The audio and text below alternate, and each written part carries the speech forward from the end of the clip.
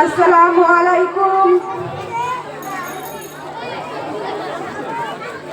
কেমন করে পড়বো বলো আলামিনের নাম, কবেরিয়ার বুকে যেন ফুলেরই বাগান ভাইরে, কবেরিয়ার বুকে যেন ফুলেরই বাগান।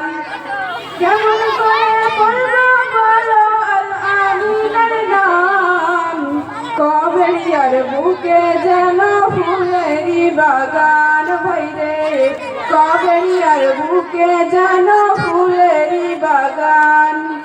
ফয়জুদ্দিনের এই বাগানে আমরা ফোটা ফুল, মানবতার শিক্ষা মোদের দিয়েছে অতুল ভাইরে, মানবতার শিক্ষা মোদের দিয়েছে অতুল। সবাই মিলে আল আমিনে করি গো সম্মান, কবেরিয়ার বুকে যেন ফুলেরই বাগান ভাইরে, কবেরিয়ার বুকে যেন ফুলেরই বাগান।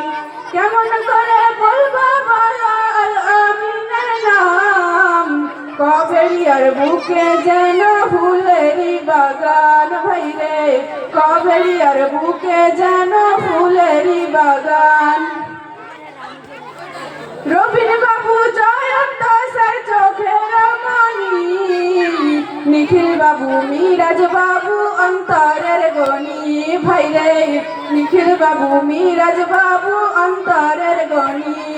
হায়দার আলীর অনুকরণে নামা সালাম, কবেরিয়ার বুকে যেন ফুলেরই বাগান ভাইরে, কবেরিয়ার বুকে যেন ফুলেরই বাগান। কেমন করে পড়বো বলো আল আমিনের নাম, কবেরিয়ার বুকে যেন ফুলেরই বাগান ভাইরে, কবেরিয়ার বুকে যেন ফুলেরই বাগান। শরাফতুল্লাহ মজনু স্যারের হয় না তুলনা, প্রসঞ্জিত সুশান্ত স্যার দেয় গো সান্ত্বনা ভাইরে, প্রসঞ্জিত সুশান্ত স্যার দেয় গো সান্ত্বনা। সব স্যারদের কাছে পাঠি খোমারি আরমান, কবেরিয়ার বুকে যেন ফুলেরই বাগান ভাইরে, কবেরিয়ার বুকে যেন ফুলেরই বাগান।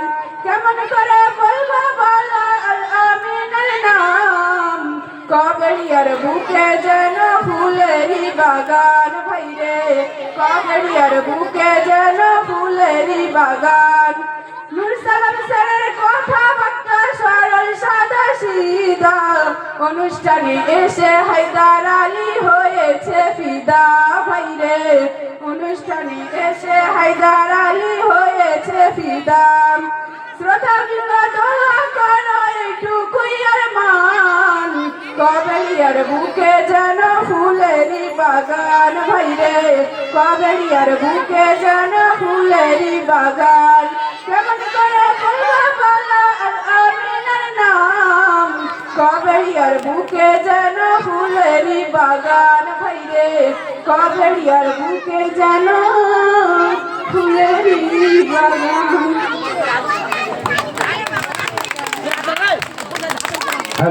একটু জোরে হাতে হয়ে যায়। Thank you. যেটা বলার আপনারা একটু মনোযোগ সঙ্গে শুনবেন।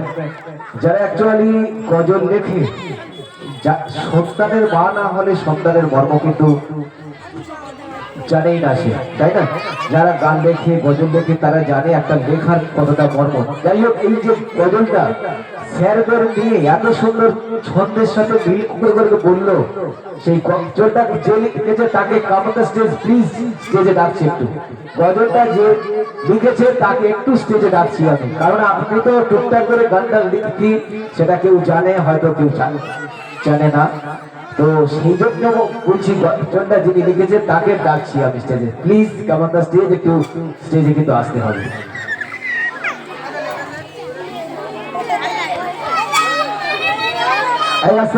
বাচ্চারা একটু আসতে। গজল আবৃত্তি ছোড়া গান গল্প সব হবে, কিন্তু ধৈর্য ধরতে হবে, বিভ্রান্ত হলে কিন্তু কোনো কাজ হয় না। ধৈর্যের পরীক্ষা দিলে সব আস্তে আস্তে আস্তে আস্তে সব দেওয়া হবে, অসুবিধা নেই, তোমরা চুপচাপ বসো, কথা নয়। স্যার আপনি গজলটা যে এত সুন্দর করে লিখতেছেন, কি করে লিখলেন সেটাই বলুন, আপনার ফিলিংসটা কি ছিল? প্রত্যেক স্যারকে কি চিনতেন, জানতেন কোন স্যার কি পড়ায়, কোন স্যার ছেলেদেরকে মারে, কোন স্যার ছেলেদেরকে মারে না, সান্ত্বনা দেয়, স্নেহ মায়া মমতা ভালোবাসা দেয়, আপনি জানতেন?